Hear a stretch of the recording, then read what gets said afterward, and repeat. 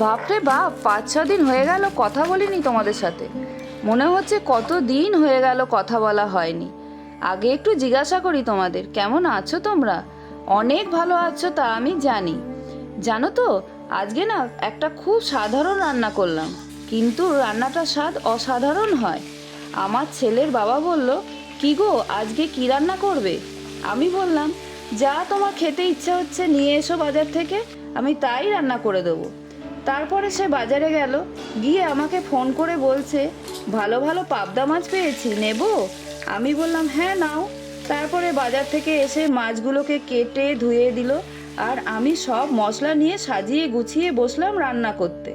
তখন আমার ছেলে বলল, মা আমাকে দাও, মাছগুলোকে আমি সুন্দর করে সাজিয়ে দিই, তারপরে তুমি রান্না করো।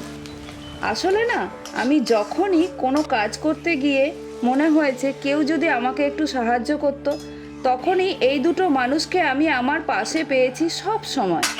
শুধু এই দুটো মানুষই না, আমার সব কাছের মানুষরাই আমার সাথে আছে। আর সব থেকে বড় কথা, তোমরা আমাকে তোমাদের নিজের করে নিয়েছো। কেননা তোমাদের এত ব্যস্ততার মধ্যে আমাকে একটু জায়গা দিয়েছো তোমাদের মনে। অনেক ভালো থাকো তোমরা। ধন্যবাদ।